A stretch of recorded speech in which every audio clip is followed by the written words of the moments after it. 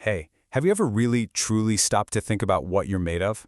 I don't mean just, skin and bones. I mean on a cosmic level. Today, we're going to get into one of the biggest stories ever told, how the entire universe, starting with almost nothing, built, well, everything. Okay, let's make this personal for a second. Just look at your hand. Seriously, the carbon in your skin, the calcium in your bones, the iron in your blood, where did that stuff actually come from? I promise you, the answer is way more incredible than you can imagine. So here's the big secret, the fundamental rule of our cosmic story. The universe didn't come with a fully stocked pantry. In the beginning, there was no oxygen, no carbon, no gold, none of it. It had to build every single complex element from the ground up, piece by piece, over billions and billions of years. And that's the journey we're going on right now. All right, let's rewind the clock all the way back to the very, very beginning. To really get how we got all this amazing complexity around us, you have to understand just how incredibly simple, almost boring, the universe was at the start.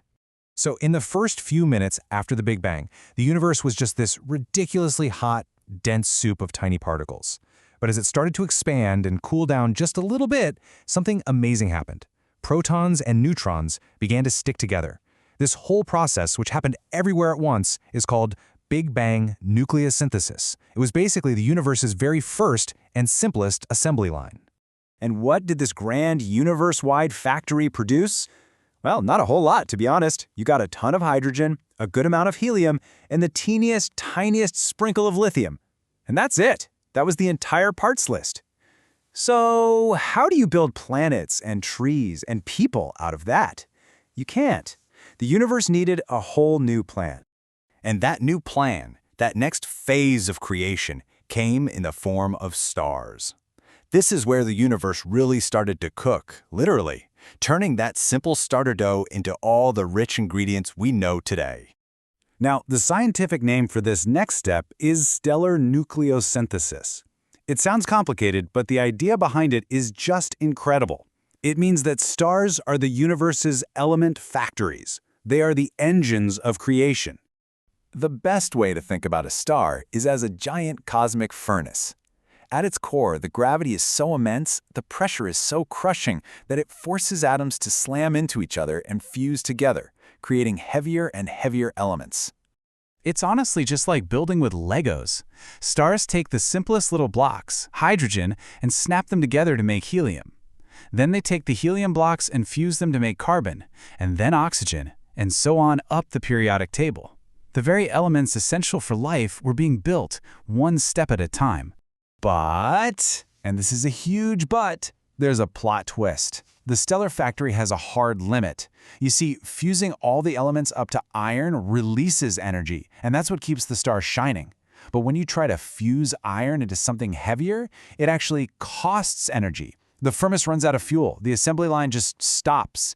So if stars can't make anything heavier than iron, where did all the gold, silver, and uranium come from? To solve that iron problem, the universe needed to bring out the big guns. It needed something way more powerful, way more violent than a star just burning away. It needed a cosmic explosion of unimaginable power. And that explosion is a supernova. When a really massive star finally runs out of gas, its core collapses, and then it rebounds in this absolutely catastrophic blast. We're talking an explosion so bright it can outshine its entire home galaxy. This isn't just a furnace, this is the universe's ultimate power forge. Inside all that fire and chaos, a wild process called the R process, which stands for rapid neutron capture, kicks in. The explosion floods everything with neutrons, and they just bombard the iron atoms with such insane force that the atoms have no choice but to absorb them, transforming into heavier and heavier elements in less than a second.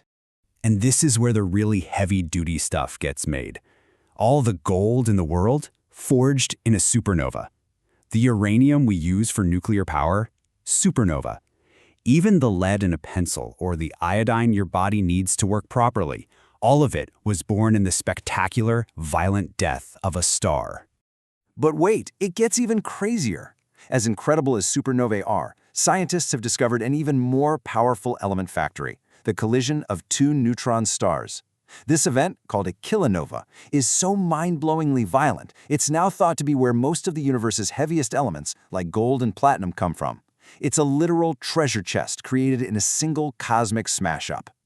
So, after all that, Big Bangs, stellar furnaces, cosmic explosions, what does this epic story really have to do with you? Well, it has everything to do with you. This isn't just some far-off astronomy lesson. This is your origin story. You can really break down the entire history of matter into this simple three-stage factory plan. First, the Big Bang made the super light stuff, hydrogen and helium. Next, generations of stars cooked that raw material into the medium elements essential for life, like carbon and oxygen. And finally, spectacular cosmic explosions forged all the heavy stuff and then blasted it out into space, seeding the next generation of stars and planets, including ours. And that leaves us with this one absolutely mind-bending thought. The hydrogen in the water you drink, it's from the Big Bang. The carbon that makes up your very DNA, that was fused in the heart of a star. The gold on your finger or the iron in your blood, that was born in the heart of a supernova. You aren't just living in the universe. The universe is literally living inside you. Every atom in your body was forged in cosmic fire. You are, quite literally, made of stardust.